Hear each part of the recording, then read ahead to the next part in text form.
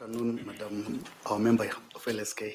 Yes, I want to say, Chair, that as part of my introduction, that I have interacted with a candidate in other legal fields, but I will be objective in my summary of his candidature before this panel. My name again, Mr. Ngwele Linda Kiome. I serve as the chairperson of this panel. Karibu sana. Thank you very much. Karibu Bwana Mvengei. Naitwa 𝐍𝐠𝐞𝐥𝐞, mwana kamati wa jopo la uteuzi. Asante. Thank you very much. Good afternoon. Yeah, good afternoon, Council. My name is Caroline Kituku. Yes. I represent LSK in this panel. Thank you. Thank you very much. Good afternoon, Bwana Ngwele. Good afternoon, Professor. My name is 𝐍𝐠𝐰𝐞𝐥𝐞. I serve in this selection panel. Thank you very much. Good afternoon, Jacob. Good afternoon, sir. My name is Bore, member of the panel. Most obliged. Good afternoon. Good afternoon, Madam. My name is Fatuma Ali Saman, and a member of the panel. Most obliged. Good afternoon, Mr. Ngwele Mubengei. Good afternoon, Abasanda. My name is 𝐍𝐠𝐰𝐞𝐥𝐞, and I'm a member of the panel. Karibu sana. Most obliged. Good afternoon, Jacob. Good afternoon, sir. My name is 𝐍𝐼𝐻𝐻𝐷𝐻𝐻. I'm a member of this selection panel. Karibu sana. Thank you very much. So, Mr. Mvengei, allow us the honor of getting to know you, and perhaps briefly just tell us why you are interested in this position, why you are the best fit, as you introduce yourself. Thank you very much, Chairman and distinguished panelists. My name is Jacob Ngwele Mvengei.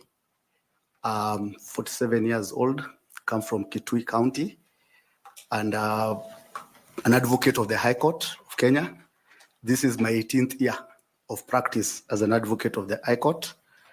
Upon my admission to the bar, I briefly worked for a period of 3 years as an associate advocate in a law firm by the name 𝐍𝐰𝐻𝐻𝐷𝐻𝐻, where I was a senior associate specializing in an area of law we refer to as litigation, which is basically dispute resolution. Having worked there for a period of 3 years, I saw an advertisement by Parliamentary Service Commission where they were requiring to recruit clerk assistants. I took the initiative, I applied, and I was fortunate among the 20 who were recruited. So I joined in, that is the year 2009, as a clerk assistant. I know this panel being secretariat by Parliament, you understand clearly that the clerk of Parliament is assisted at his technical level with officers who carry the title clerk assistant, so that there's no confusion in the title of the clerk. So upon joining Parliamentary Service Commission as a clerk assistant, I was deployed in the Directorate of Committee Services. In the Directorate of Committee Services, I was assigned duties in 2 committees. First, I was assigned duties as the clerk in charge of the Committee on Delegated Legislation. I was fortunate because ordinarily in Parliament, they don't assign what we refer to as rookies or monos to undertake those duties of supporting or being the head of the secretariat of a committee. And again, I was also assigned to a committee, a departmental committee. By then, it used to have the name Departmental Committee on Energy and Information, where again, after a period of around 6 months, together with a colleague of mine, whom we had joined together, we were fortunate again to be designated as the lead clerks, which was also an honor of having accorded to us who are the entrants. So at the Committee on Delegated Legislation, this was a new committee in our jurisdiction. We did not have a parliamentary mechanism to scrutinize development of legislations, subsidiary legislations in Kenya. The committee had already been established, but having been appointed as the head of the secretariat, the technical advisor to the committee, My chair lady at the time was Basandamina Abdallah. We realized that there were gaps in terms of the standing orders were not adequate. They were not clear enough in terms of the how the committee will be able to discharge its mandate. And we also established that there was also gaps at the national legislation, which provided the national legal framework for development of subsidiary legislations in Kenya. Having established that, I assisted the committee to come up with amendments to the standing orders. I drafted the standing orders, and these standing orders are the ones which are still now in the standing orders of the National Assembly, which were also adopted in the standing orders of the Senate. And with the advent of the county governments, those same standing orders are the ones which are applicable to all the county assemblies in Kenya. Basically, these are the model standing order which I assisted the committee to develop. With respect to the issues of national legal framework, we in the committee, assisting the committee and the technical advice of the committee came to the opinion that there was need to develop a standalone legislation which will facilitate a whole encompassing legislation to assist in the scrutiny of statutory instruments in Kenya. So for that reason, I drafted for the committee a law by the name Statutory Instruments Act. That is the law which now governs the development, scrutiny of subsidiary legislations in Kenya. Well, still at the Committee on Delegated Legislation, around the year 2012, since the Elections Act provides that all the electoral regulations must first of all be submitted to Parliament for pre-approval, we in the committee were assigned the duties of reviewing the regulations, which were supposed to midwife the elections which was coming in 2013. It took a while before the regulations were submitted to Parliament. In fact, my experience in that regulation is that I had to walk all the way to Anniversary Towers and literally came carrying those regulations because it was in November, around October, and that there was a set timelines when the regulations are supposed to be developed. So with that having been tabled in the Joint Committee of Delegated Legislation and Legal Affairs, I worked together with my colleagues and also officers from the IC to review those regulations. We drafted them for a period of 5 days. And of course, they were done in a hurry. So we had to do 80% of the work. And that was my first engagement with electoral laws. We drafted the elections regulations, general regulations.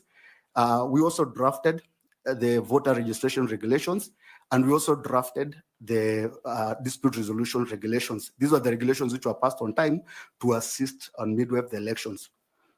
Chair? Do you want to proceed with your introduction so that we deal with your introduction before your achievements? So, yeah, okay, I can, so basically I can say. So you had reached at clerk assistant? After working as a clerk assistant, I was deployed in the legal department in Parliament, where I rose through the ranks as a senior legal counsel. And eventually, by the time I left Parliament, I was a principal legal counsel. Chair, in the year 2013, I applied and was appointed as a founding clerk of Nairobi County Assembly. I was sent there as an interim clerk, and I was the one who was supposed to start and develop the county assembly. So that was also the path. I worked there for a period of 9 years, and afterwards, I left the assembly in the year 2022. After the new government had come into place, and there were challenges which, given opportunity later, I'll be able to explain. And I was supposed to, given the circumstances, I was either supposed to go back or start my legal practice. For that purpose, I decided to open my law firm, where I am now as a managing partner. I'm also a consultant. I also run a consultancy firm called the Legislative Center, where also I am the managing partner dealing with the issues of legislative development.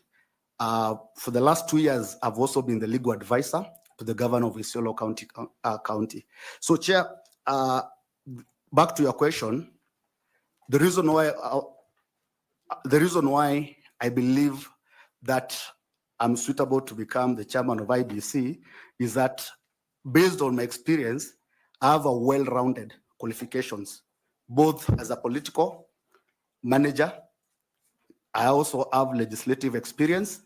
I also have public finance management and administration experience, and I'm also a lawyer of a period of 18 years, so therefore I have legal experience to be an effective chairman of IBC. As a legal advisor to the governor of Isiolo County, is that a civil service job or it's a consultancy? What is it? It was a contract job which whose term has ended, which has already come to an end. It's a political appointment. Legal advisors are not per se within the scheme of service of the basically governor's officers within the governor's office. So we work under the chief of staff, and we are not in the mainstream county public service. But my contract has come to an end. But you draw a salary. Yes, we draw salaries and allowances. And at the same time, you're running a law firm. No, because these are part-time jobs. All the political advisors are part-time jobs. They're not full-time officers. Okay. Yes. Thank you. Madam Linda.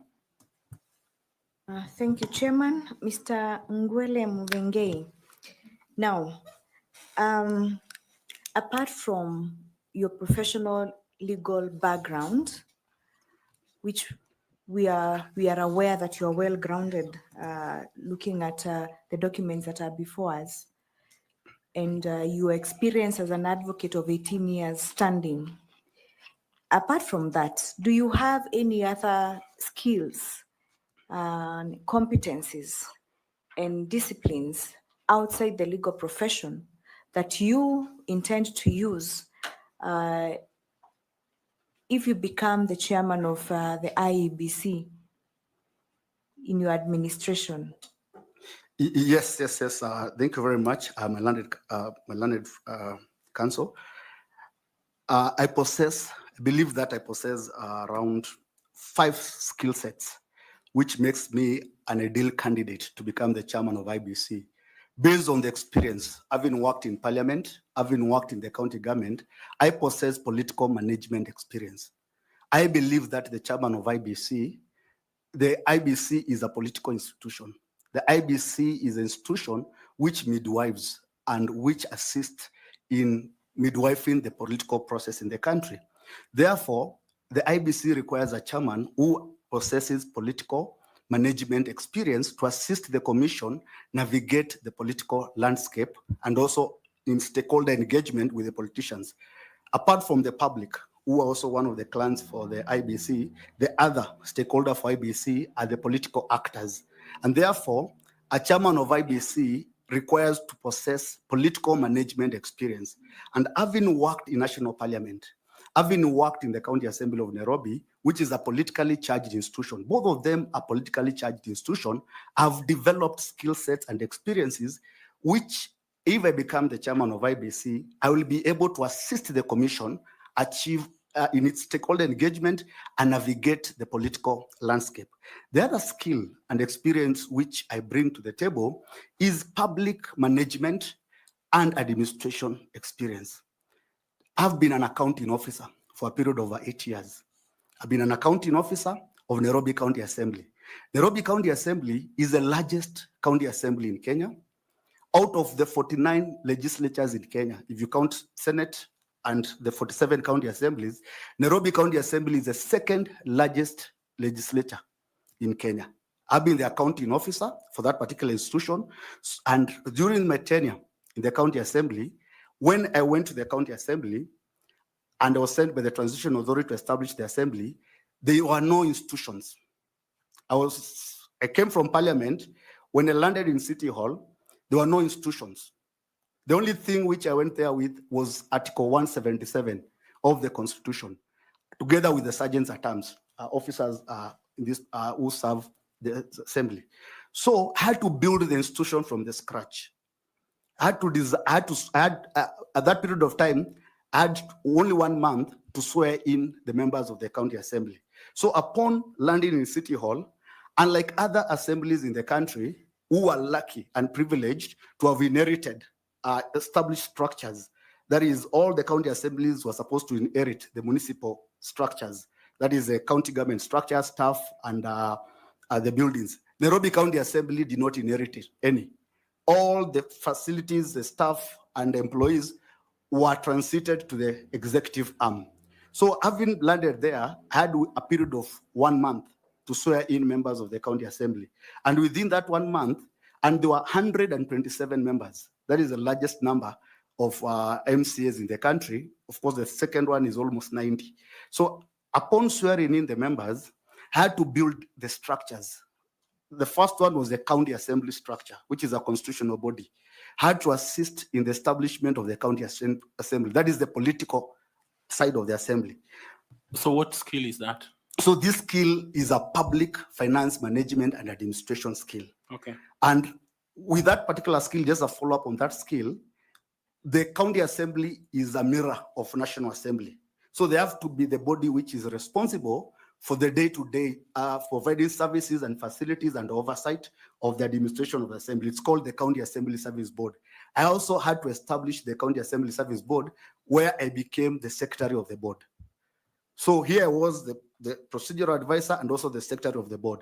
Upon the board coming into place, I established the structure of the county assembly. We did not have the organizational structure for the institution.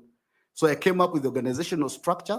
I assisted the board in recruitment of officers. I personally, because of my vast experience in National Assembly, I participated in building the capacity of these officers, developed the manuals and the regulations which govern the services. So, Chairman, this demonstrates that I possess administrative experience. In terms of the public finance management structure, experience is that the assembly did not have any building. The assembly did not have any offices. The assembly did not have a chamber. The assembly did not have a committee room. It had zero. And I brought a proposal to the board, and having brought the proposal to the board, we agreed that we needed to build a new chamber. We did not have the chamber. The chamber we were supposed to inherit was actually the old council chamber, which could only accommodate 60 MCAs. But here we were 127 MCAs, and then this house ought to function. What we did is I identified a building, an abandoned, disused facility within the city hall. It used to be a movie theater. So within a period of 3 years, within a period of 2 years, with a budget of 600 million, I was able to remodel that movie theater into an assembly chamber, equipped with modern, ultra-modern digital multimedia congress system. From that project, Chair, I'm proud to inform this panel that we made a saving of 70 million, and we did not use any consultant. I requested the county secretary to second technical officers from the executive who assisted in the project. That project, Chair, has never raised any single audit query. That project was never investigated, has never raised any criminal or any malpractice in terms of procurement. We delivered it on time, we paid all the contractors, and we never had pending bills. So, Chairman, this demonstrates my public finance management experience.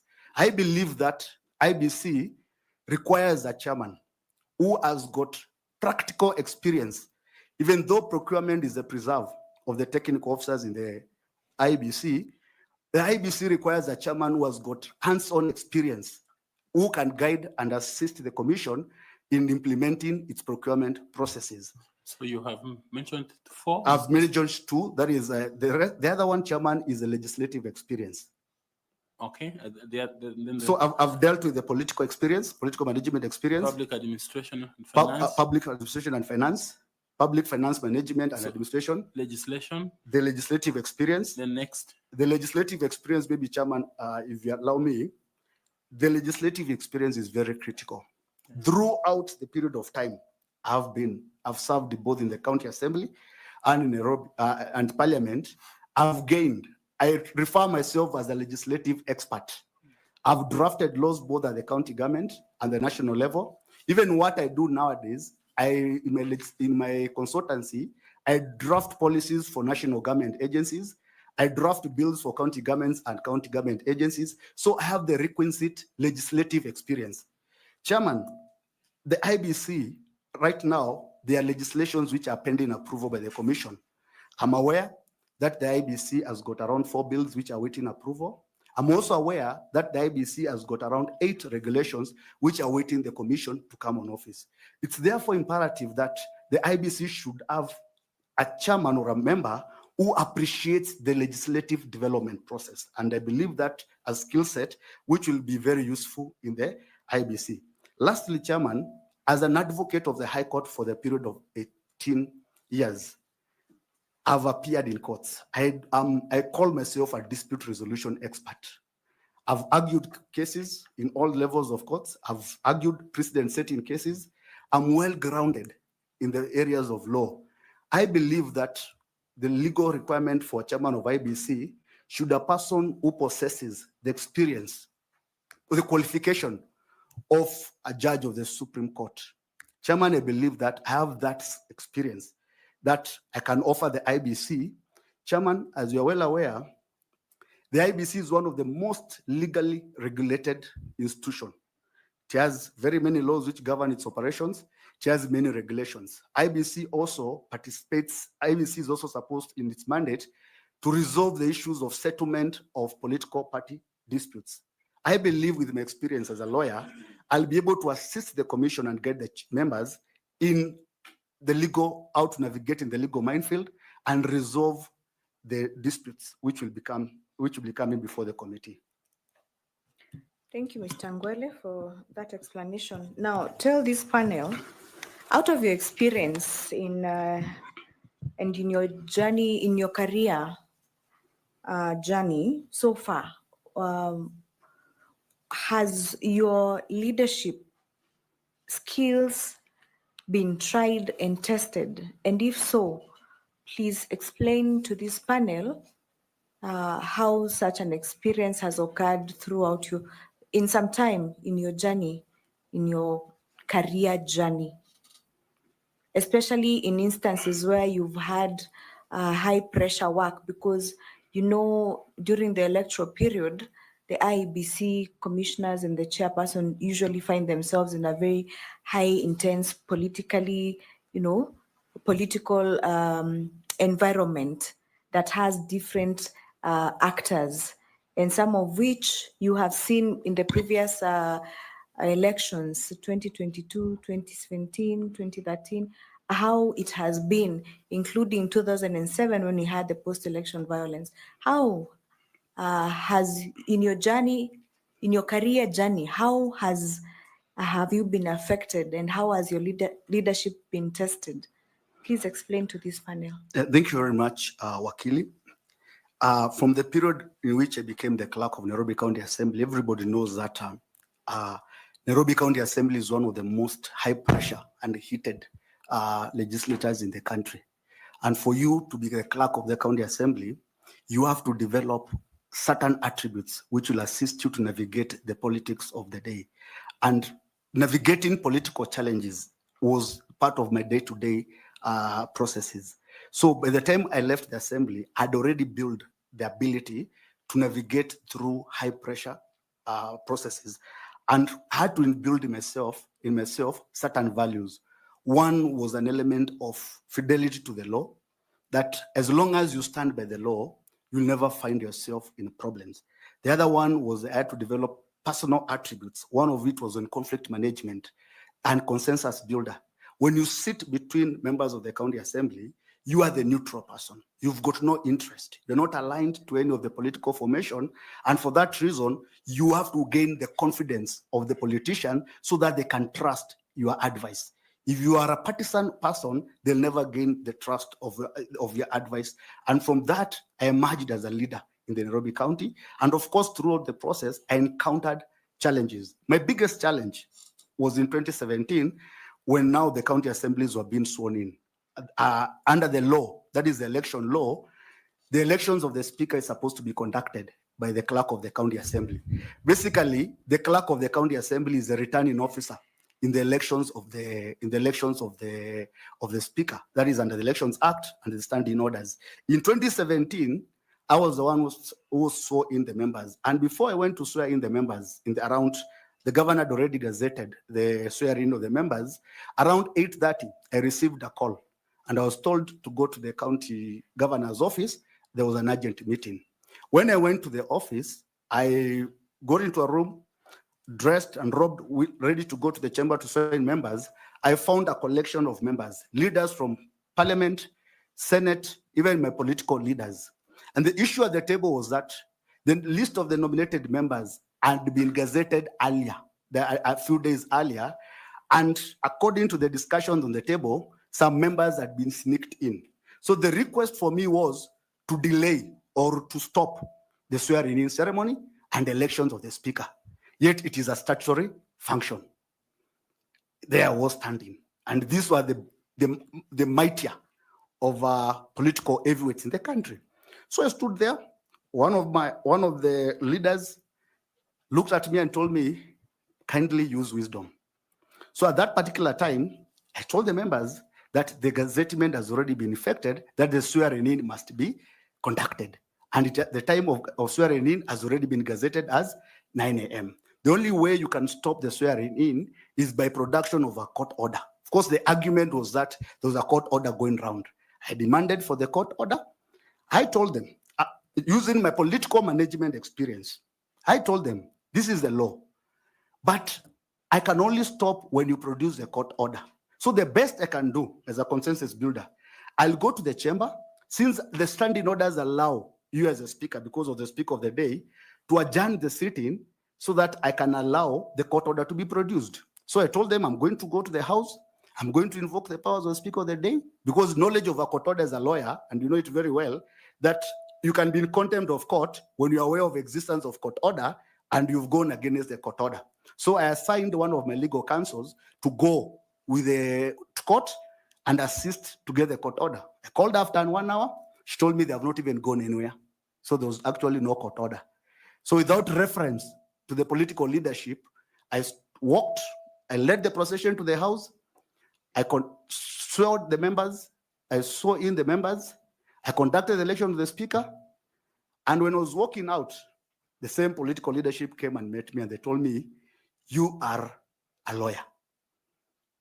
So I was basically able to navigate that process through the fidelity to the law and through my political management skills, which I've gained over a period of time. Thank you. Thank you very much, Mr. Ngwele. Back to you, Chairman. Thank you.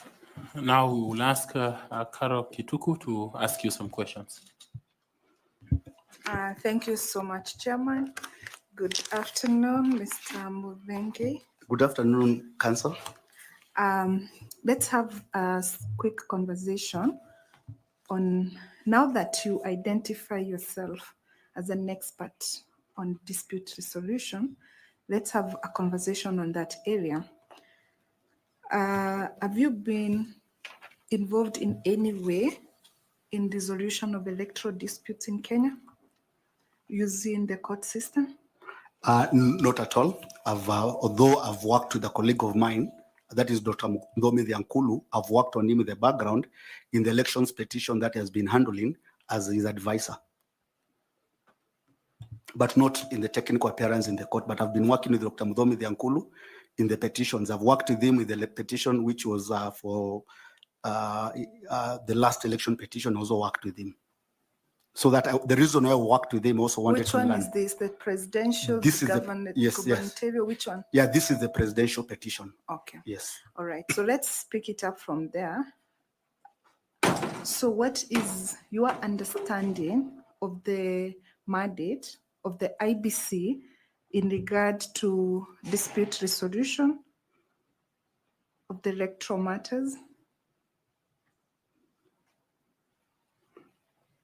Thank you very much, our council. The mandate of IEBC with respect to resolution of dispute matters is anchored in the Constitution. Under Article 88(4), the IEBC is given the mandate to resolve electoral disputes. And also within the Constitution, the IEBC is supposed to resolve electoral disputes relating the pre-elections electoral disputes relating to nominations. That is disputes arising from or relating to nominations. That is the constitutional mandate of IEBC in terms of dispute resolution. And of course, within the Elections Act, now this process now is further enacted, and IEBC has developed, and I was part of the process which came up with those regulations. These are now the rules and procedure of dispute resolution of 2012, which when I was a clerk of the delegated legislation, I assisted in the development. So IEBC is tasked with resolving disputes arising from and relating to nomination, but all the disputes post-elections, they go to the election petition courts. At what time do we say that the mandate of the IBC is over and the mandate of the court starts? What triggers that? The declaration of results. The minute the results are declared and the candidate is declared and is given the relevant certificate, then now the mandate of the election court kicks in. Okay, so let's go back again to the IBC.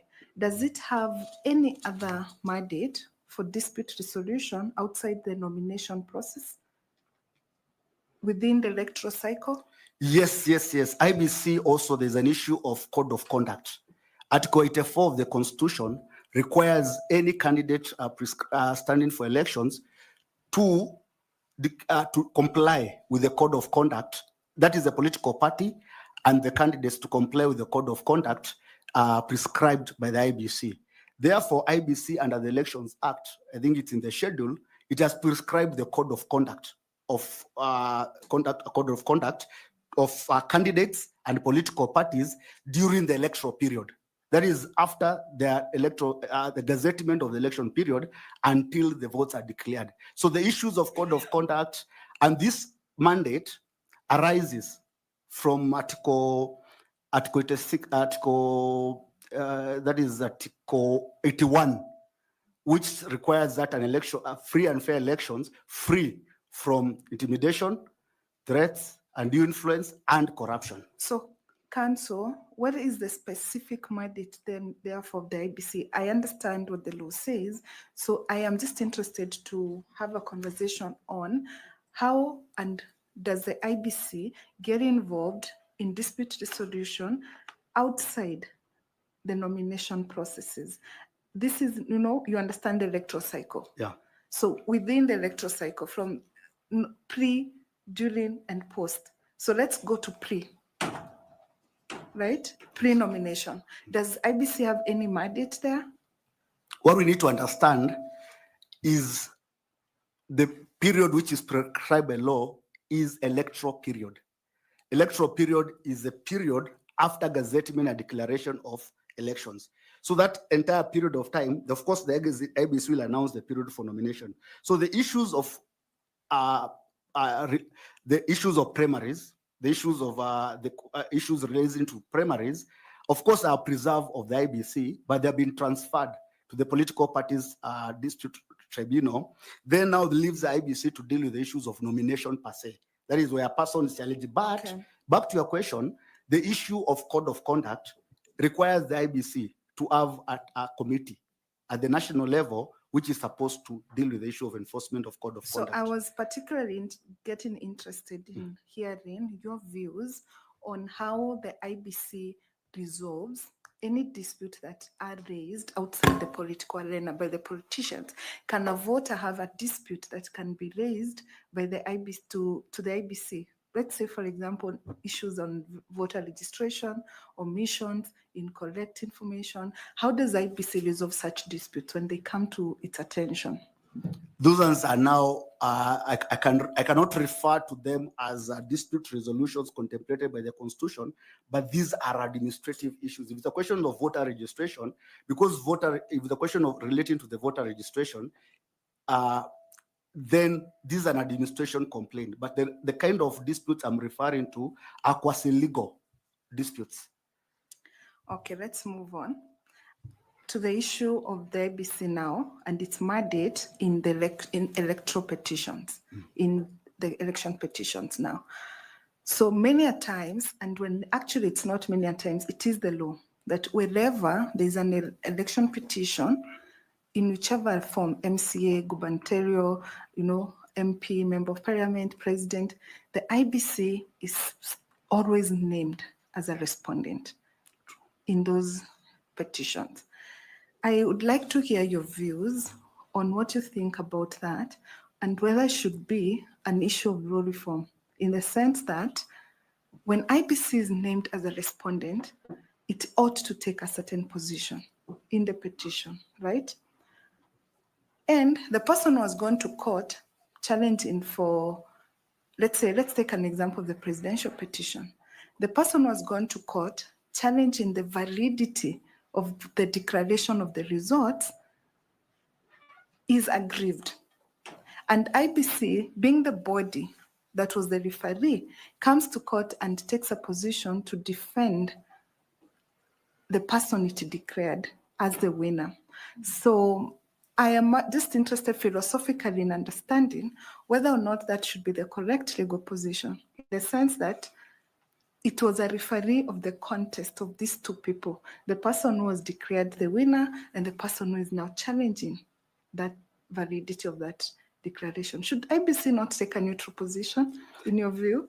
Yeah, what do you think? Thank you very much, Wakili.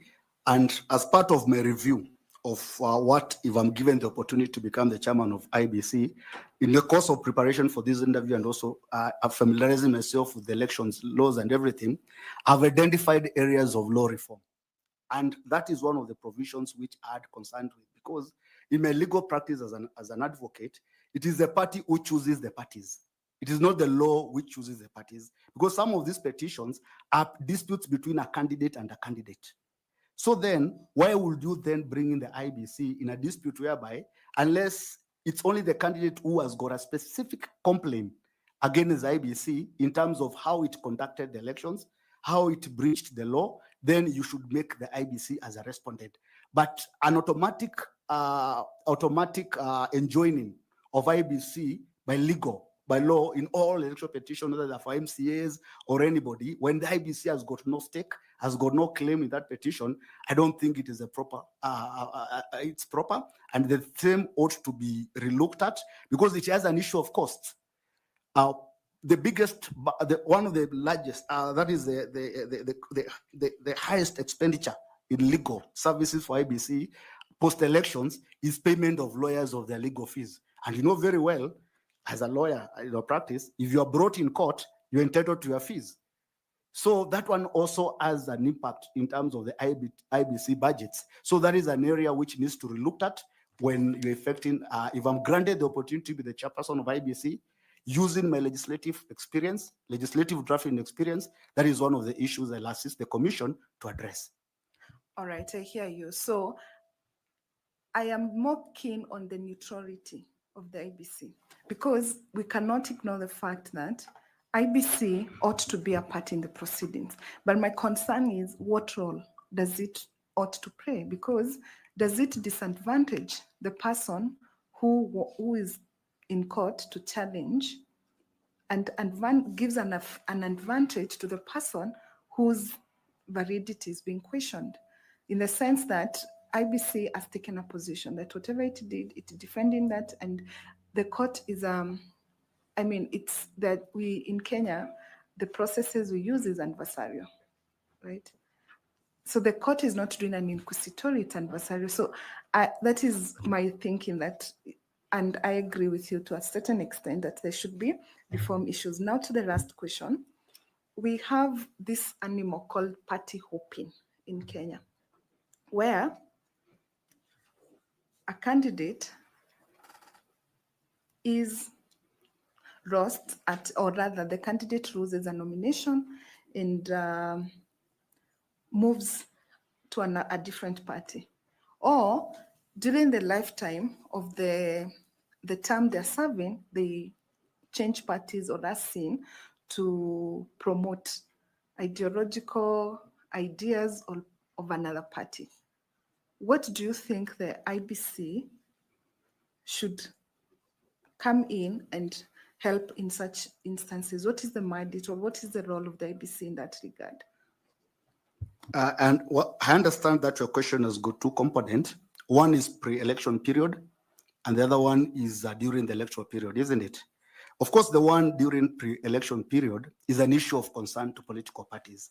It's one of the issues which was raised in ADCO in its own recommendation, whereby the political parties want an element of political discipline in when people are already elected in a political party, you need to remain in that political party. The minute you espouse the policies of, or you make public declaration, or you change parties in between, then you've lost the sponsorship of the party which sponsored you. In other jurisdictions, you lose your position, you lose your seat. Although here it's written in law, but it's not implemented. So NADCO, in one of the recommendations, they have recommended, they even want to constitutionalize that issue. In the report, if you look at it, that issue wants to be elevated at the constitutional amendment level so that there's a constitutional prescription against party hopping once you have been elected. But during the electoral period, before the nomination, the nomination is over, the issue which arises most of them is the issues of becoming an independent or running to another party. It runs counter. If you prescribe a bar on that one, it will definitely run counter against Article 38, which has got the right to vie. Because unless you cannot block a person, if maybe was rigged out in this particular nomination, then that particular person still has the constitutional right to vie in another party. But it's a question of the question of party membership also applies. Can you change your party membership at the last hour? But the constitutional rider on Article 38 will still play. But I think that is an issue to be provided for in the Political Parties Act. So you've raised another issue that triggers my concern. When somebody, as you say, has been rigged out at the party primaries and they become independent candidates, does that in any way promote democracy? And does it raise any concerns? Like at one point, you were a member of a certain political party, then you did not get the certificate for nomination, then you resign from that party and then you become an independent candidate. How does that sit within a democratic state? Of course, the right to be an independent candidate is a constitutional provision. I think that is Article 85, which provides. Sorry, back to your question. I am asking in light of the fact that you were not independent from the very beginning. Yes. You were associated with a certain political ideology of a certain political party. But because it did not go the way you wanted for one reason or another, now you come back, now you want to be independent. Of course, it does not augur well in a democratic setup. What as IEBC needs to do as a regulator of nominations, what the Constitution has prescribed as a function of IEBC and the guiding principles of an electoral system, the IEBC is supposed to regulate nominations. So what IEBC should do, and I'm granted the opportunity to be the chairperson, that's an issue which I'm going to deal with, is to straighten up the issues of political parties nomination. We need to deal with the issues of political parties nomination because nominations are the first stage to an election. And in some instances, there are constituencies whereby if you win nomination, you become an automatic, you have won the elections, basically. The election day is basically a crowning moment. So what IEBC needs to do, and based on my experience in terms of law reform and legislation, is to implement the component of IEBC which requires to draft the guidelines for nomination. IEBC needs to step forward, number one, to frame clear guidelines on election nominations. Number two is also to police the election nomination so that we can build confidence. Part of this confidence deficit, people are talking about IEBC and elections as a whole, is how shambolic way in which political parties are conducting their political parties nomination. So if IEBC is able to come up with clear framework, because there's nobody else granted the same mandate in the Constitution other than IEBC, then we'll stop this process of party hopping. You will lose your elections and the nomination, you will concede, and we'll move on and wait for the next election. But as long as the political parties, there are no clear guidelines, the conduct of elections, the nominations is still in doubt, then we'll always experience that challenge, which is not good for democracy. All right, thank you very much, Mr. Muvenge. All the best, and thank you, Chairman. Thank you, Caro. After a glass of water, we will ask Dr. Koki Muli to engage you briefly. Good afternoon again.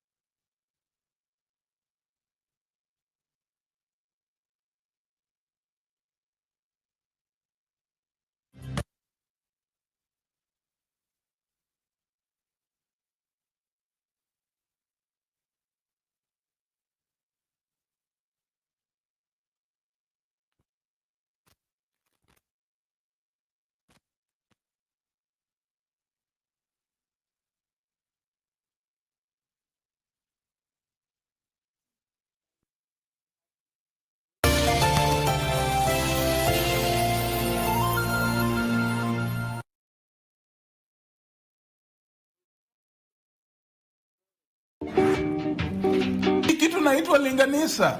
Hii mtu meusia watu wengi sana, akiusa yeye natoroka. Na hata ukiangalia hii kwanza amebit kabisa, hii amefanya kazi mpaka nikieleza hii mahakama kuhusu vile ulikuwa umelewa na ukaushiwa viatu mbaya na mtu. Forgive your manners. And disengagement with an electoral process and disillusionment in the electoral system. Very good. What brings about that? Why do Kenyans or why do voters feel that way? That their vote will not make a difference, and what you have just said. Of course, part of the issue, which of course is also is beyond the mandate of the commission, is basically the general economic, socioeconomic conditions arising in the country, whereby these the issues of unemployment, the issues of jobs and everything. This one whereby people are not seeing the democratic organs or institutions which have been put in place, they are not delivering. During the campaign period, they have been promised delivery of this, we'll do this, we'll deliver this, and that issue is not happening. That one leads to political voter apathy, because people know that my vote is not going to change anything. The other issue which leads to voter apathy is mismanagement of the electoral system. Mismanagement of the electoral system is a perception that the referee is not fair, that the game is rigged. So that perception, be it the truth or not, whether it has substance or not, is one of the key undermining factor of an electoral system, that you really know that even if I count, even if I vote, the person who will decide the vote is the person who counts the vote. As long as we're able to ensure the voters that this vote is going to count, this vote is not going to be rigged, the process is going to be free and fair, and the elections, whatever you're going to cast is what you're going to get out. And this one can only be achieved through a transparent process, and the legal safeguards are there. Lastly, is also the conduct of the political parties. It's a question of how, that is what I refer to the general conduct of the electoral system, ecosystem. How are the parties conducting their nomination? How have these candidates been arrived at? How have the nominations, how are they conducted? So that one also leads to voter apathy, because the issues of voter suppression through violence and this through violence or whatever means will also lead to voter apathy, because in the electoral nomination system, if the same nomination systems as nominations processes are mad with irregularities, then this particular person who participated or did not participate in the nomination process, then they'll not find value to go and cast the vote. And that's why the architect of our laws placed the mandate to police the nomination process on the IEBC, because they knew that the two of them are interlinked. Because if you're going to have a nomination process which is not regulated, then the game, the final outcome of the game will not be free and fair. So the general architect of our electoral system includes the issues of policing the nomination system. So that is one of the reasons it was there. But of course, there are challenges in terms of enforcement. And that's why if I become the chairman of IEBC, knowledgeable about the issues of that the nomination is a problem, I will implement measures to deal with the issues of nomination. How do you deal with the issues of nomination? I've been City Hall for a period of 8 years. I've witnessed nomination. I know the games which are played, voter suppression, and so on. So that is one of the issues which leads to voter apathy. Thank you very much. Last election, it was said that a huge number of registered voters did not turn out to vote, and perhaps for the reasons that you are giving. Should you be successful in your quest to become the chair of the IEBC, please specify to this panel what measures you will take to mitigate voter apathy, especially now that we have a huge population of potential voters who have attained the age of voting. Thank you. Thank you very much, my learned senior. of course, as I've already previously stated, part of the reason why you have voter apathy, even if you prescribe the medicine, you're not going to get a cure until you deal with the trust deficit. So as granted an opportunity to be the chairperson of the IEBC, the first and most important duty I'll do is to lead the commission to regain its trust in the electoral system. And that one I'll undertake through a national dialogue with every stakeholders. The bulk of the voter apathy is with the youth. So we'll have to institute a national dialogue discussion or a conversation. Why are you indifferent? Why are you not participating in elections? It's very important to be honest. You meet the different group of individuals through a stakeholder engagement. You have a meeting with the youth. I can label the National Dialogue Conference as the IEBC we want, so that as an IEBC is able to get feedback on, so that they can deal with this particular issue about the electors, how the referee has been the reason or the cause of voter apathy. The other issue I'll address is the issue of voter registration. Of course, if you look at the data, maybe it's just because here we don't go deeper like the way the Americans do, whereby they do post-poll and opinion polls, and they're able to dictate or discern patterns in voting patterns, you will find out that part of the reason we have low voter turnout is a question of voter registration. That I registered at the time I'd gone for Easter holiday in Mwingi, but the elections are held in August and I'm in Nairobi, I'm not available to go. So that way, we really need to relook at our voter registration system and processes. And for that reason, if I'm granted the opportunity to be the chairman of IDC, I'm going to digitalize the voter registration system so that it's not manual. You don't need to go to a polling station to register as a voter. Or you don't need to go and verify your voting or inspect the register at the polling station. Why doesn't the IEBC have an application, a digital platform, whereby, like what we do have in lawyers, we have the e-filing system, there's another SASA system, we have the KRA system, a digital platform relating to voter register, so that, which is interactive enough that a voter can basically register immediately, and if a voter wishes to shift or to move their vote, they don't have to wait until the register, the period for relocating or transferring your election details to come about. So that is one of the reasons, one of the areas we need to address. Thank you very much. Wouldn't that require legislation? Yes. Just brief. Yeah. Yes, it requires an amendment of the Elections Act. The election. Do I proceed? Thank you very much. That's what I was looking for. Unless you have something to add. No. If you're contented, I'm okay with it. I am. Thank you. Thank you very much. Thank you, Mr. Chair. Thank you very much. We will now ask FCPA Tanui to also ask you some questions. Mvenge. Yes. Yes. During your introduction, my colleague here, Vice Chair, asked you about skills. And one of the skills that you mentioned is that you have public finance management skills. Is that correct? Yes, CPA Tanui. Yes, and you also said that you've been an accounting officer for the County Assembly of Nairobi. You're accounting officer for how many years? I was accounting officer for the duration of time I was a clerk. That is a period of 8 years. So when did you leave County Assembly of Nairobi? I left the County Assembly, ceased to be the clerk in the year 2022. Which month? That was around March. March. Yeah, there was in between, there were issues with the court cases and everything. And after the determination, that is when I ceased to be the accounting officer. Okay. Yes.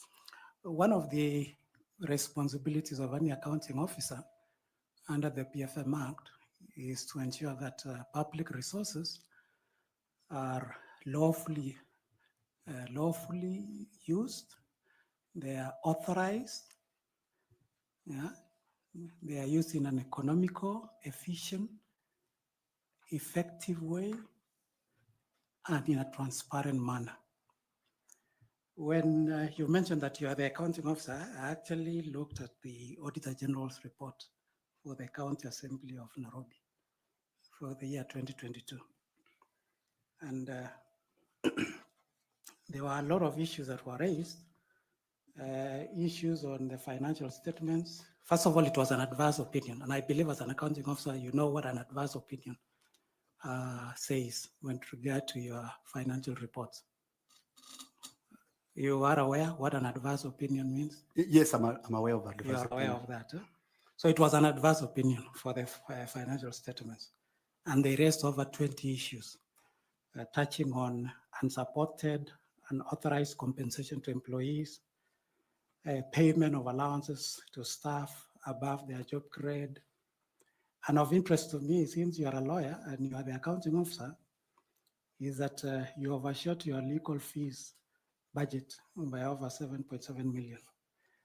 And in terms of your report on lawfulness, effectiveness of public resources, there were 3 issues with regard to report on internal controls. So there were a lot of issues that were raised, actually a total of 26 audit queries that were raised by the Auditor General. So if appointed the chair, and you've told us you have this public finance management skills. And as I said, I think earlier today that IEBC is one of the biggest beneficiaries of public resources.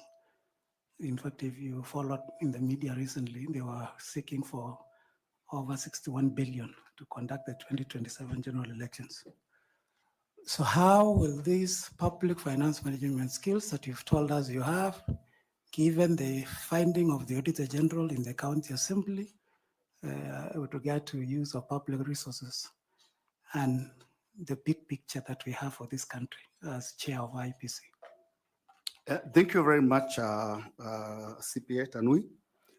As I mentioned to you, that there were court issues.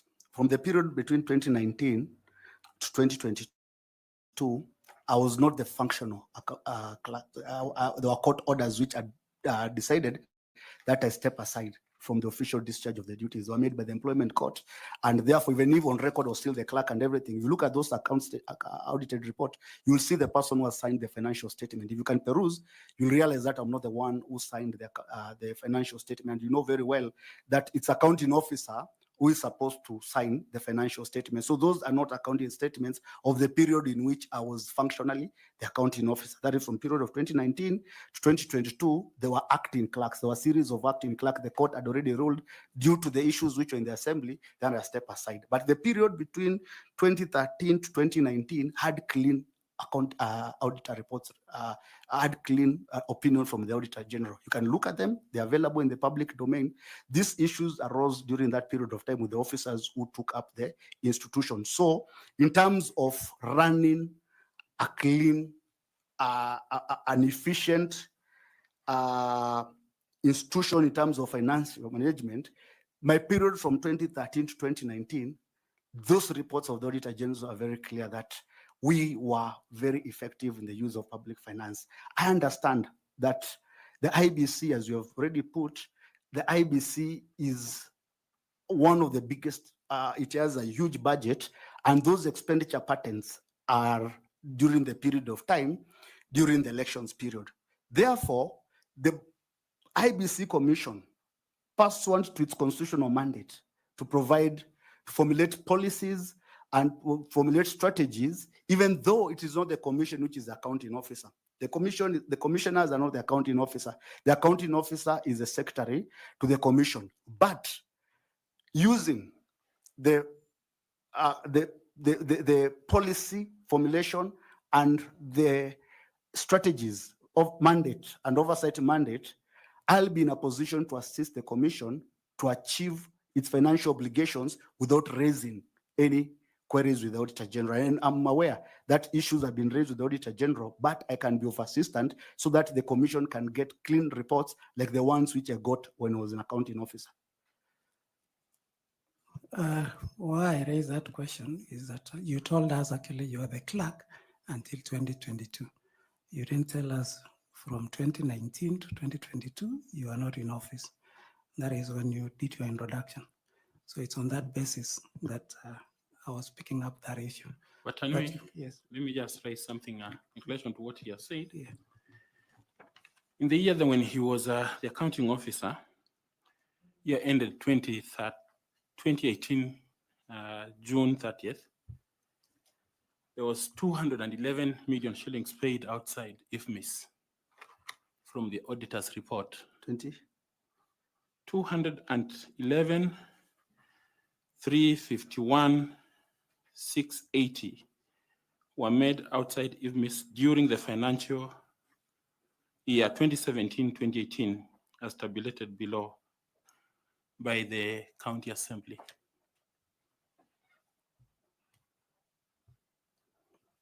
Yes.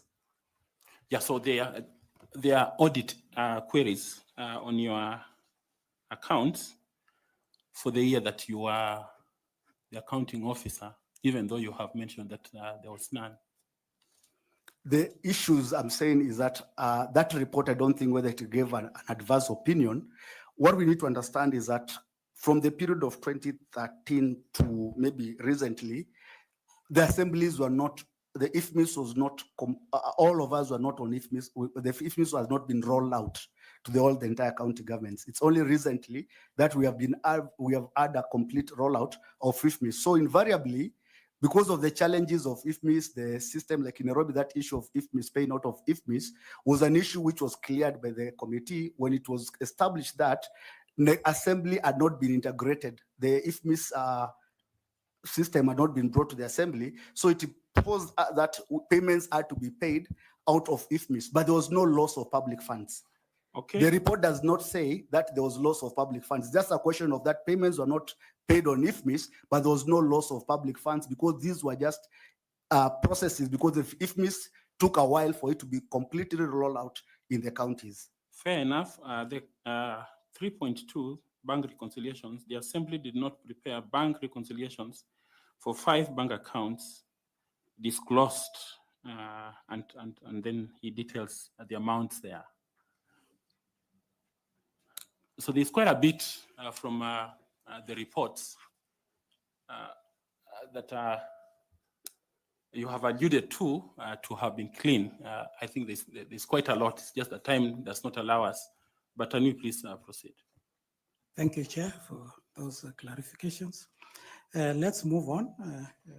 One of the areas that have come out, and I think you did mention that there are several bills and regulations that are yet to be enacted or promulgated that touch on IEBC. One of them is the IEBC fund. What would you, as a chair of IEBC, what would you do to operationalize that fund? It is there in law. And as you give us a way forward, how different will that fund be, or how helpful will it be to the operations of IEBC, given the current funding arrangement that is done through the exchequer? Thank you. Thank you very much, Chair. The issue of IEBC fund is not unique to the IEBC only, the issue of funds. It's also an issue at the judiciary with respect to the judiciary fund. It's also an issue at the parliamentary service regarding to the parliamentary fund.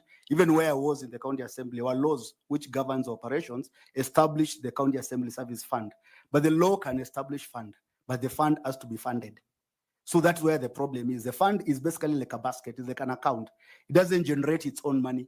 It is a repository where extra resources can be kept so that they can be plugged back in after years. If you're not using these resources, you can. So the idea of a fund in terms of when you establish this institution, it means if at the end of your financial year, you have been given a budget of 16 billion and you're not able to extinguish the entire budget and you have left with maybe a surplus of around 5 million, you can deposit that fund, that amount of money into the fund so that it can be carried over.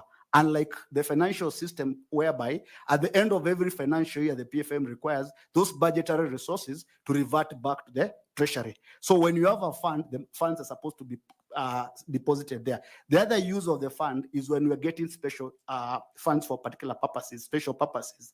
Like maybe you had requisition funds for voter delimitation exercise, and the Treasury had already allocated resources of around 5 billion for that particular exercise, and for one reason or another, that exercise is not able to be executed. Instead of returning those resources back to the National Treasury, the resources can be deposited there. Of course, the other one is also extra funding. So this fund has always been a big debate with the National Treasury.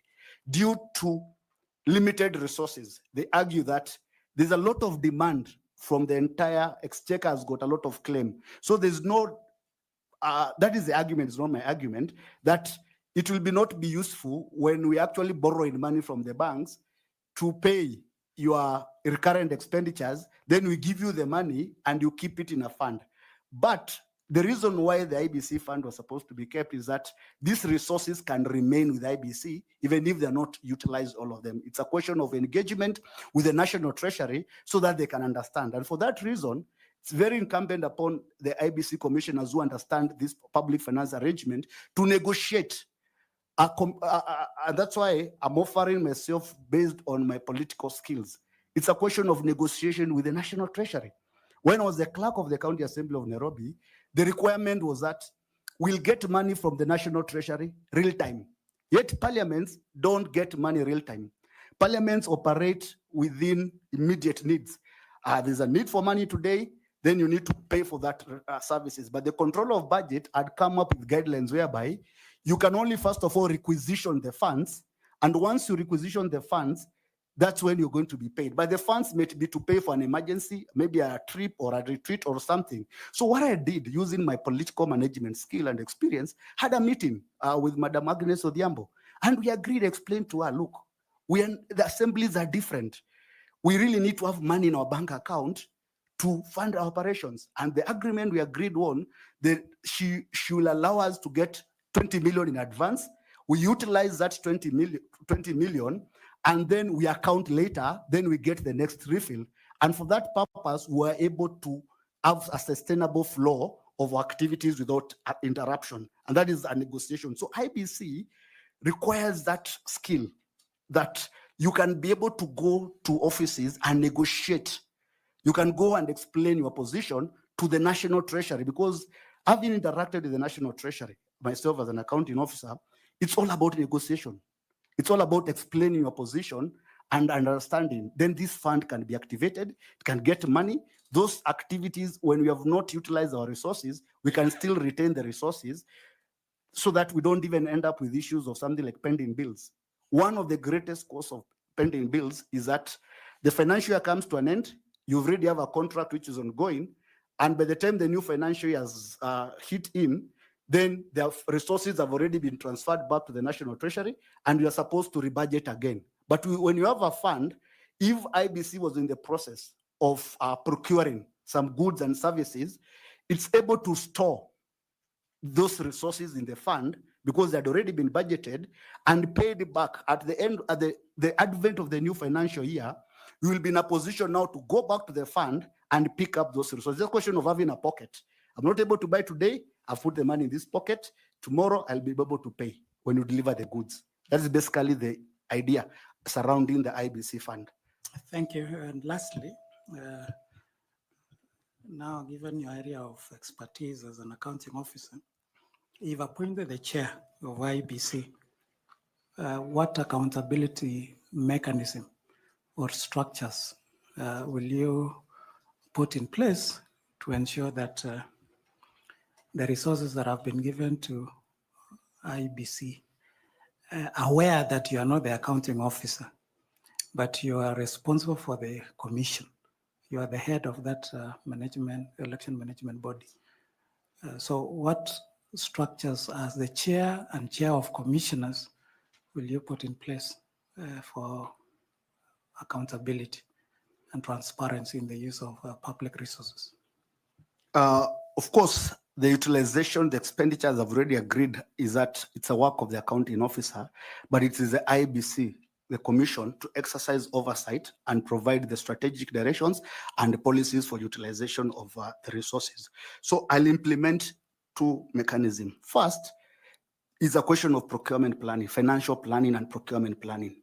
one of the areas whereby you have challenges in terms of effective utilization of the resources is lack of proper procurement planning.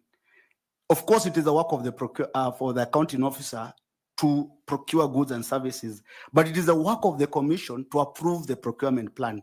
So at that level, using the relevant committee of the commission, that is the finance, I know the IBC has got a finance and a supply chain committee, that committee can engage the secretariat periodically so that they can have quarterly. What we used to have in the county assembly when the clerk of the assembly, every financial year before the beginning of the financial year, almost 3 months, anticipating the budget that we're going to have, we will come up with the procurement plans for the other financial year. Then we'll have it approved by the board. We'll have a discussion with the board.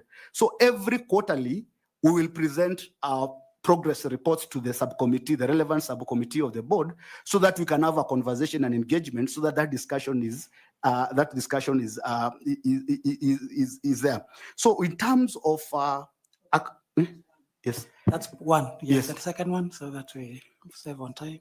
One Say of- two strategies. One is the procurement plan. The other one is The other one is establishment of this committee so that they have clear mandates. If you look at the IBC, the commission committees do not have an establishment. They are not clear in terms of their mandate, and that is one of the recommendation which was made in the Kregler's report. If you look at the Kregler's report, he actually pointed out that these committees of IBC, they have got no foundation in legislation.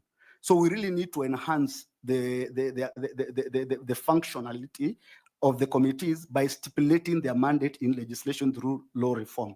That is what I'll also, so that these committees can be robust, so that there's no pull back and forth between the secretariat and the commission that you interfere in our line of control, yet the committees have got clear mandate in terms of that more effective, effective oversight of the resources. wish you well. Thank you, Chair. Thank you, FCPA Tanui. This time, I want to ask 𝐉𝐚𝐜𝐸 to ask you some questions. Thanks so much, Chair. Mr. Mvengei, now I want to ask you a question related to the level of preparedness that we need to have as a country before the 2027 general election. If you are given an opportunity and you are the chair, assume you are the chair of IEBC today, or rather when you are given that opportunity, what would be your priority areas in preparation for the 2027 general election? Just to mention a few. No, not. Thank you very much, Member Misati, Mr. Misati. We are all aware that by the time this process of constituting the commission is in place, we'll only have hardly 2 years to the election. And if you look at what we refer to as the electoral cycle, we are now in the second electoral cycle, which is pre-election cycle, which comprises of activities where this is when there's trainings, planning, information, and voter registration exercise. So the commission, when it takes office, and if I'm lucky and privileged to be appointed as a commissioner, the first priority area of engagement will be law reforms. You cannot conduct, they recommend law reform. Law reform means we really need to work on our laws. That is the IBC, as I mentioned, currently has got 4 pieces of legislations which are critical for smooth functions of the election. The other, IBC also has got almost around 8 regulations, which also requires to be taken to Parliament and approved by Parliament before they are gazetted. So that will be my immediate priority, to use my legislative expertise and my political management experience to assist the commission to navigate and to ensure these regulations are in place before the elections are run. Because we have a culture, and the Supreme Court has actually, and other courts have said, there's a culture that these elections laws are passed 3 months or 6 months or to the elections. So if I become the chairperson of IBC, I'll ensure that the elections laws are passed. I'll assist the commission to ensure that the election laws are passed early. The other issue I'll deal with is the issue of voter registration. We really need to deal with that issue of voter registration. We'll have to look at the direction in which the issue of boundary delimitation. That is sorted. If you can kindly mention them. Oh, I mentioned them. So Don't want mention don't want them, all the explanation. explanations. So, okay, if it's a question of mentioning, I deal with the issue of electoral planning and operations, sorting out the issues of the logistics of IEBC. I love to organize a logistical program which runs from 2 years to the election time, so that some activities of the elections which are non-essential can be brought forward and can be handled within the pre-election period. And basically that is my answer. Thanks so much. Now, it's in public domain that in the past, the political influence or attempts to influence the IEBC through a commissioner is a risk. So what do you think you can do as a chair if you are faced with such an influence? And how will you mitigate that as a commission? You know what happened in Informers?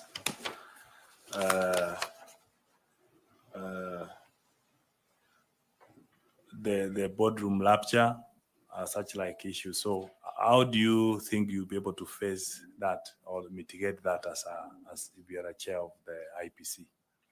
Thank you very much, Mr. Misati. Of course, it's very important that if I become the chairperson of the commission, to make my members understand. Of course, the law provides that before you assume a state office, you must swear an oath of office. That is the most important thing. Then you must also subscribe to a code of conduct.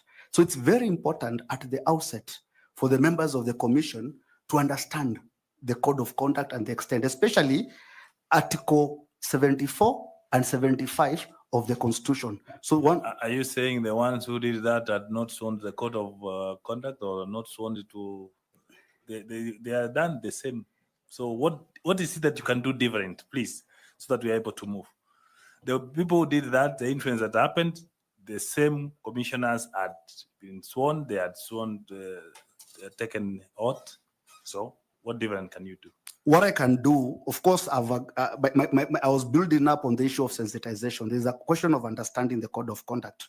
Number two, I'll also use the system of ADR. My political skills, I've been in the parliament, I've been in committees of parliament, I've been in committees of the county assembly, and the issues of conflict of interest, issues of member behaving badly, or members crossing the line, or issues of integrity, sometimes they'll arise. The skill which you have learned in those institutions, first of all, is to deal with the members. What we say, can you empty the secretariat out so that we have a one-on-one meeting? Because if I say that the minute we are aware of that, we institute Article 251 process of removal, I don't think that will be the first. The first step will, first of all, to deal with the ADR. You must have a bare knuckle meeting. I've been in committees of parliament whereby members have had bare knuckle discussions. Where you must change. That is the first strategy. Number two, if a member does not change, if the conduct of that particular member borders criminality, if the conduct of that member infringes on the Electoral Offences Act, then we'll institute a relevant complaint as a commission to the relevant agencies to take charge. Thirdly, if that conduct, again, we in our own discussion, that is an issue which it has to be agreed as a commission, then we can sign a petition to institute or to start Article 251 process for removal of a member. But my political skills, my political experience skills means that, first of all, you must have coherence, you must have cohesion, and you must have communication channels in the commission so that when these issues are rising, you yourself, you can first of all handle them. If you're not able to handle them, then the law will take its course. Thanks so much. You have tried to answer the question. Now, lastly, you are aware that the political parties, as the key stakeholders, how will you manage the political parties in a scenario where you find that political parties have diverse interests and a situation where they put pressure on you?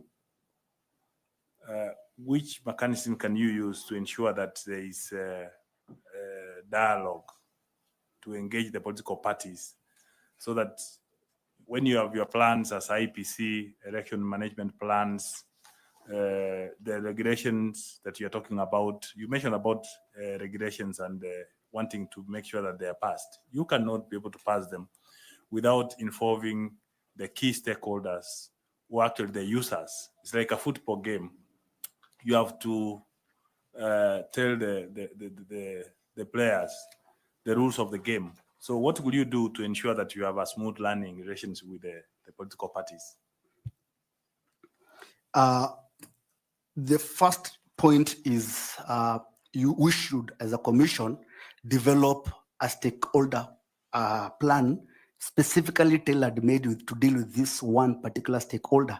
We might have the broader stakeholder plan, but we must have a stakeholder strategy.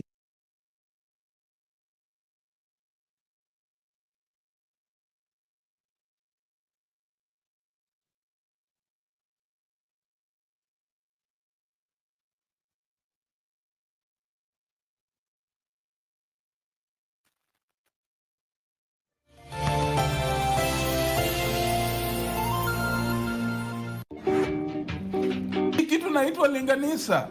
Hii mtu meusia watu wengi sana, akiuza yeye natoroka. Na hata ukiangalia hii kwanza amebit kabisa, hii amefanya kazi mpaka nikieleza hii mahakama kuhusu vile ulikuwa umelewa na ukaushiwa viatu mbaya na mtu, unakuja kusema ni mimi, nitakuwa nasema urongo ndugu. Rudhimitwe. Rudhimitwa. Unavyovijua katika bara la Afrika. See what has limits. So let's give honor to those that are due honor.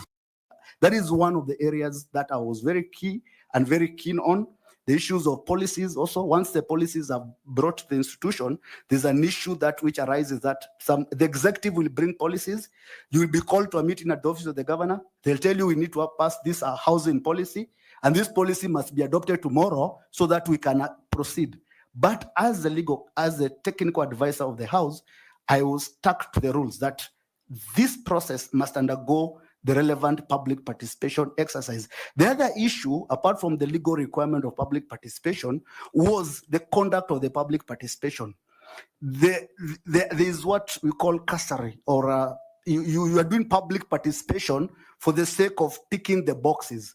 Public participation, as I'm aware, as a lawyer, going by the decision of the High Court in Kiambu County, because in 2013, the Kiambu County Assembly did the same thing. They passed a budget without the adequate stakeholder engagement.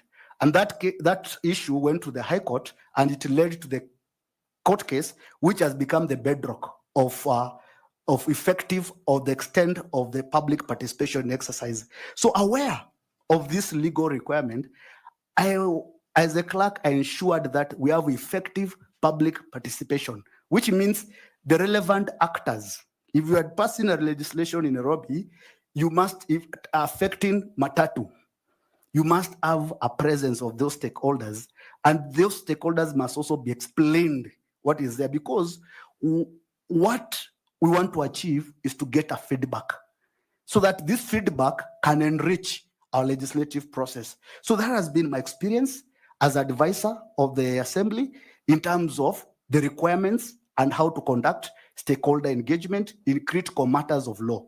And granted an opportunity to be the chairperson of IEBC, having undergone through this particular process, having first-hand experience in terms of the legal consequences of not undertaking an effective stakeholder engagement, I'll be in a position to assist the commission to navigate this particular process through my expertise and experience. Thank you. I just want to do one small follow-up question to the question that was asked by CPA Tanui. Sorry, FCPA Tanui. And you are trying to suggest that IEBC can actually be keeping money, or rather funds, beyond the stipulated financial period. Did you know that the 1 year financial period stipulated for every government agency and institution is purposely meant to control performance?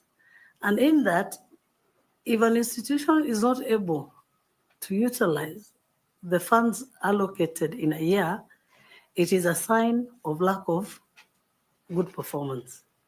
If you're not able to absorb, if an institution is not able to absorb the monies meant for that financial year, then it means there's lack of capacity or competence to use the money.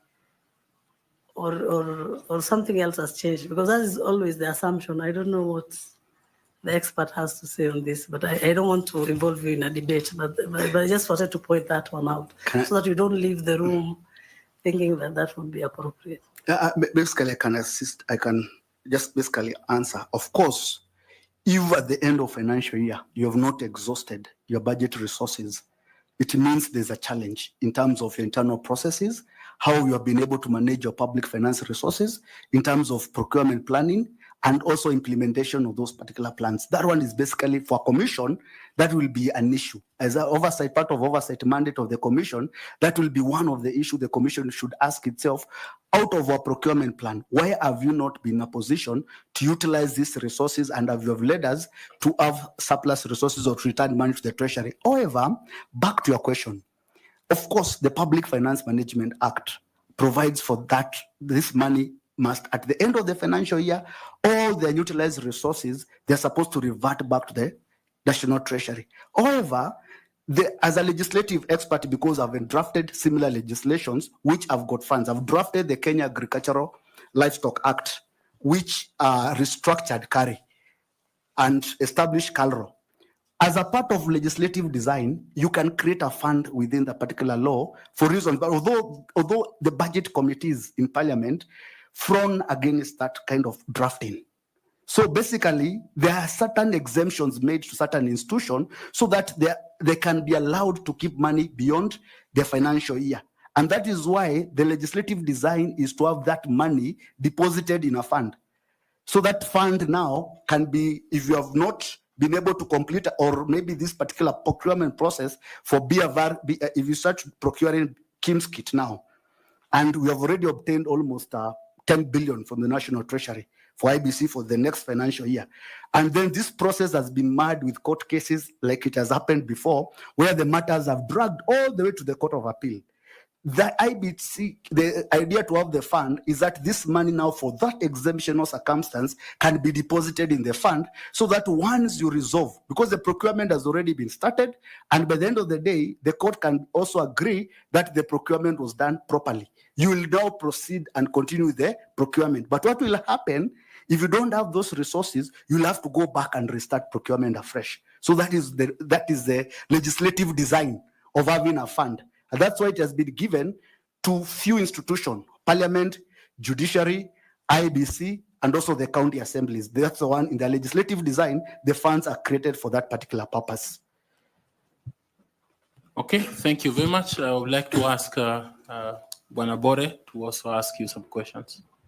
Mvenge. Yes. In the discussions you've had with you, one of your strengths you believe is political persuasions and ability to negotiate. You have mentioned a few cases where you talked to the Auditor General to allow you to do some arrangement so that you can have some little money to spend. While that is the case, between 2017 and 2018, and I think 2019, you spend most of your time running away from your office, maybe because of MCAs and the clerk of the assembly trying to chase you away from office. Wouldn't you use your political skills to negotiate yourself back to the office? Thank you very much, Mr. Bore. I think if you were to ask me today, the job of a clerk of assembly, it's a job which I cannot say I cannot take. That's why I'm taking the IBC job, because it's equivalent to that one. But these are political offices. Like the one in the county assembly was an issue again of a political dispute between me as an accounting officer and my chair lady of the speaker, those tensions which we have also had within the county assemblies, whereby a new leadership comes to office, and because of the positions you have taken in terms of firmness, processes, and the firmness and how you want to implement things, a political decision is made out there to hold you out of office. So those are the challenges I encountered. The first one, first of all, was to institute a malicious criminal case against myself and my management officers. We were arrested, Kamata Friday, we were thrown out, we went to court, and the court under Section 210 returned us back to office. So the job of a CEO without proper structures has got those challenges. And that's why, if I'm given the opportunity to become the CEO, sorry, the term has been my lingo for many years, the chairperson of the IEBC, I'll be able to assist the commission to navigate that terrain so that we don't have these unnecessary tensions between the commission and the secretariat, the chairperson and the CEO. I've lived that experience. I've gone through that experience. And what I can do if I sit at that different side, I'll be able to assist the commission not to navigate that one, so that the secretariat is given the latitude to discharge its duties. Back to your question, whether I need to negotiate my way back. After I left the assembly, I decided to, because I'd gained experiences, I'd gained competencies, I decided to open a law firm so that I can go back to what I'd set up in life to do, that is practice of law, and also to set up a consultancy so that I can now use my skills which I'd acquired in assisting other institutions. So going back, negotiating back to the county assembly, I think that was a period of time which was very good. I was able to set up the institution from zero to what it is today. So I believe that in life, you have to go to the next step and take up the next challenge. And this is now the challenge I'm coming in to take, if you give me the opportunity. Thank you, Uvenge. Now, in 2018, you just alluded that you are charged in the court of law, and you are charged with 5 others with very serious offenses under the Anti-Corruption and Economic Crimes Act, the Penal Code, the Public Procurement and Asset Disposal Act, for unlawful acquisition of public property. Maybe this is a chance for you to explain to the public how that ended, and is it part of the problems that you faced at the County Assembly of Nairobi? Thank you very much for bringing that particular issue. As having set up the institution in 2013, I was able, by 2017, I'd established the entire institution. So in 2017, there was change of leadership in the assembly because the clerk is a permanent officer. Now you get a new political leadership. And during those particular process, a decision was made by my political leadership to get rid of, to hound us out of office, because that is what that issue I've said, that is what the court found, to order us out of office, together with my management team and also the leaders of the board. So part of the scheme was to create a fictitious or malicious accusation that we had not supplied, we had paid for goods not delivered, books worth around 800,000, and that complaint was based on a draft report of the internal auditor. We were arrested, Kamata Friday, we went to court, we were charged, and the court, we were acquitted under Section 210, which means you had no case to answer. And the court in its judgment basically made a finding that this case was maliciously brought by the complainant to effect a change in the institution. So this was basically a classic case of abusing the legal process to get rid of officers. And of course, these are the perils of public service in this country. And having undergone that particular process, if you grant me this opportunity to be the chairperson of the IEBC, I will not want to visit the same on my officers or the secretary. I don't think that we need to weaponize the criminal process to remove people from office, though that was the genesis of the case.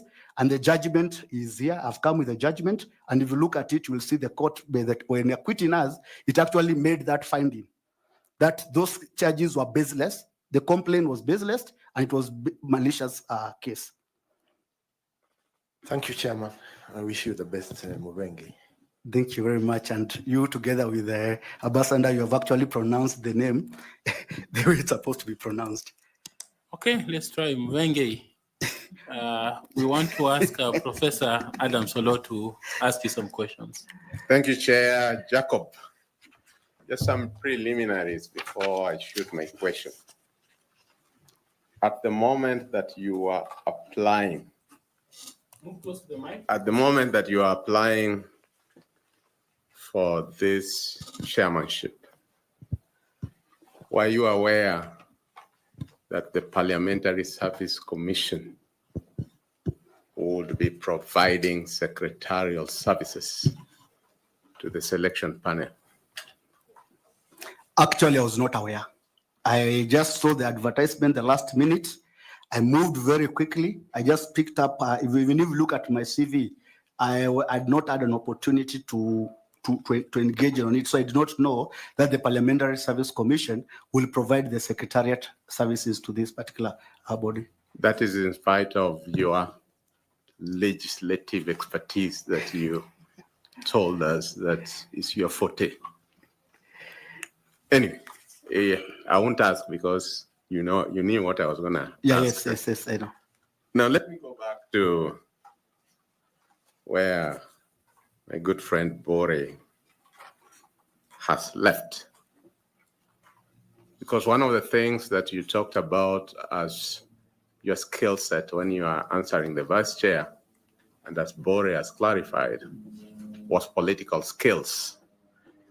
And I think you have spent some time showing us how your case was weaponized politically.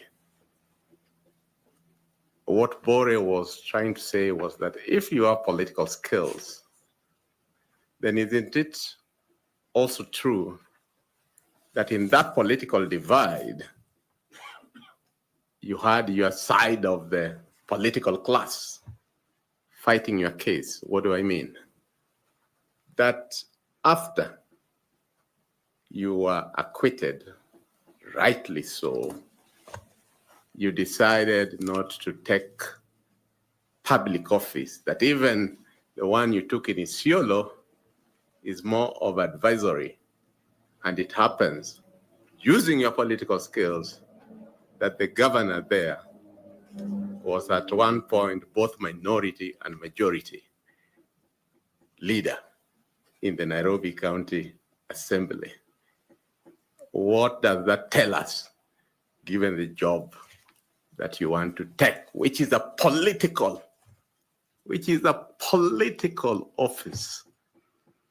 Wouldn't one insinuate that if you became IEBC chair, you'd use your political skills? Thank you very much. Before I answer your question, I think I need to put into context what I meant by political management skills. Political management skill did not mean I'm a politician. I meant that I've been a political manager of politicians. So a clerk of the county assembly is a political manager, is a manager of politicians. So being a manager of politicians, in the course of your process, you become a political manager. You acquire political management skills. The law governing the officers of parliament, both at the Parliamentary Service Commission and the County Assembly Service, requires that the officers of these institutions must be non-partisan. You should not be aligned to any political side. That is what I learned in Parliament, and that is what, when I was in the Assembly, I was non-partisan. Had I been a politician there, had I had a political side, I'll be back in office. But because I decided to be an officer, what I've learned before is not align yourself to anybody, go there, do your job. I went to City Hall without knowing any politician. I was sent, I carried my laptop, I arrived, and I set up institution. But in the course of my doing the work which I'd set up to do, which I thought is what is in Parliament, whereby the officers in Parliament are insulated from the political intrigues, I found myself thrown in. And thrown into that particular moment, That is where now I found myself in, and I had to leave because now I don't have, I'm a Kamba in Nairobi.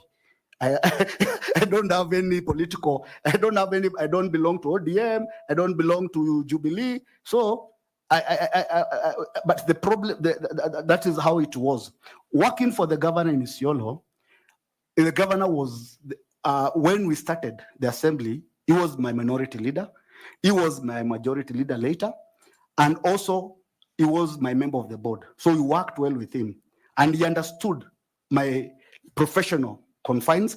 He understood my legal skills. He appreciated my knowledge of the law. He appreciated that he doesn't require a courtier to please him.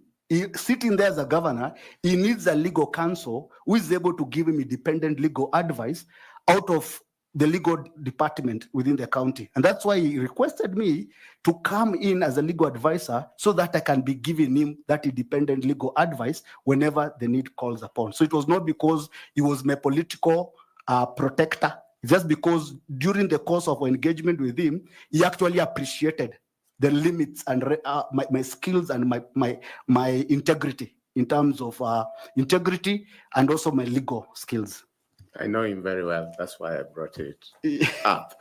Now, Jacob Ngwele, after being acquitted, he says that these political intrigues and public office, I'm done with it. I want to go and open my law firm and do what I professionally was trained for. Those are your words. Yeah? I did not leave because I was acquitted. I came back to office, and then a new political regime. Yes, no, okay. It was during the new political regime that after they failed to get me out with the criminal case, they went ahead and instituted another process. And in between, I realized that. You decided, let me go and open my law firm and proceed. And then barely 2 years later, Jacob Ngwele again is like, I want a public office. Where does Jacob Ngwele draw the line? Wouldn't the same political intrigues follow you into the IEBC chairmanship? Or what cloth thing does IEBC chairmanship have that will keep you away from the political intrigues that drove you away from the clerk of the Nairobi County Assembly? Thank you very much, Council. I have to put the issue into context. What I said is that there was a court case, and afterwards, my political, I can call the leadership, I don't want to name names here, but whoever had the desire to hound us out of office devised another scheme. And that scheme was basically to question how my transition from parliament to the county assembly, how it happened. And that the issue, of course, was created there, that I was not properly there. So many issues arose. And basically, my natural inclination was to go back to parliament because I'd come on secondment. But I realized at that particular point that instead of going back to parliament, having grown through the profession, having attained certain skill sets, having attained certain experience, it was good for me. It will be demoralizing for me to go back at a junior position. It's better now to grow further and pick up the next challenge, which it's the destiny of us lawyers. So I will not be a quitter. Become a chairman of IBC, I'll not be a quitter. Lastly, can you share with the panel any experience you have had in managing teams and resolving conflicts, especially in high pressure situations, if you have come across any? Thank you very much. I'll still draw back to my long experience in the legislature, both the national and county assembly, is that being at the heart of the political process, you are the one who is called upon to give the advice or to provide guidance in that particular process. I was the head of the secretariat. And being the head of the secretariat there, I had officers behind me. So basically, I was the team captain. I was the head of the team, which was required to motivate the team so that they can implement. During my period of time, throughout the period I was there, we normally used to encounter on a daily basis challenges which our politicians could not even understand. But as the team captain, drawing from my skill sets and my ability to navigate those particular process, I will lead the team to deliver what was required, both from the leadership in the assembly in terms of the work we're supposed to do, and also from the executive. So throughout the period of time, the achievements I was able to achieve in terms of building the chamber of the assembly and committee room, I did not do it alone. I did it as a team captain of a well-organized team, which had procurement officers, accountants, and architects. So, and most of these processes, we used to do them under pressure of time, pressure of resources. Therefore, I have the inbuilt capacity to withstand pressure. I also have the ability to manage teams so that I basically can describe myself as a transformational leader. I'm able to identify a problem. I'm able to pick up a vision for that particular problem, and then I'm able to manage the team, to guide them so that they can achieve that particular objective. So I'm a team player. Thank you, Chair. Do you have some quick questions, please, for the Sure. candidate? Bwana, you have told us the way one of your skill sets is in legislative experience. One of the celebrated legislative administrators and served for very long as a parliamentary clerk in the 70s. He wrote Parliamentary Practice in Kenya. More recently, posthumously, he wrote, or his writings were published, Parliamentary Demise and Rebirth in Kenya. Who is that person? The clerks have known, this one might have been James Ngugi. Rather, it was James Ngugi because the clerks of parliament, one was James Ngugi, then you have Japhet Masia, you had Ndiri, and then you had Gishoi.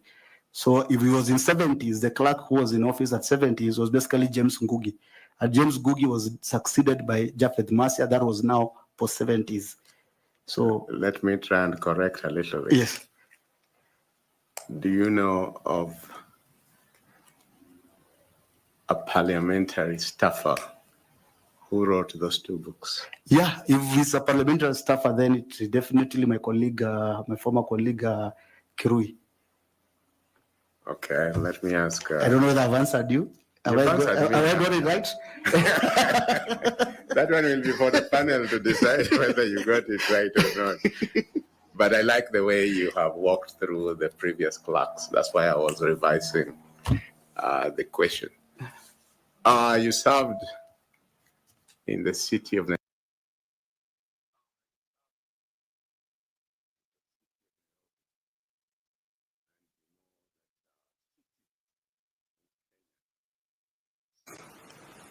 Director. What's the difference between Nairobi City as a county and Kisumu City as a county? Thank you very much. Kisumu City as a county is with respect to the municipality of Kisumu, that is a city under the Urban Areas and Urban Areas Act, whereby you can recognize certain cities which have grown in terms of population and development into cities, but that does not change their nature, that they are county. However, Nairobi County is a county and also a city. All of them are merged together. So you'll never go and create the city of Kariobangi or the city of Buruburu. There'll always be one city in Nairobi. But if Kisumu was privileged enough, they can have two cities if they're able to grow those urban areas to the levels envisaged under the Urban Areas and Cities Act to be cities. They'll gain recognition. So you'll have one county with 2 cities. But Nairobi is a city and a county. Thank you, Chair. Thank you, Mr. 𝐉𝐚𝐜𝐸. We have enjoyed this discussion with you. Very robust responses and answers, and we are grateful that you came. We would like to ask you if you have any question for us or any comment you'd like to make, kindly. Thank you very much, members of the panel. I'm very grateful. I've gone for interviews before. This is one of the most engaging interviews because the traditional format of interviews I'm used to is who is this, what is parliamentary practice, what is the section line of the law and everything. And this one is one of the best interviews I've ever attended in terms of able to draw out the particular, the qualities of that particular candidate. Thank you very much for the exercise you're undertaking. I wish you the best, and I wish you the best so that you can deliver for the country the best commission to deliver the will of Kenyans. Thank you very much. Thank you. Wishing you all the best in your endeavors. Feel free to pick the water with you and the notebook. You find your documents as you walk out. Thank you very much, and blessings to you. Thank you very much, and Chairman and members of the panel. Asante.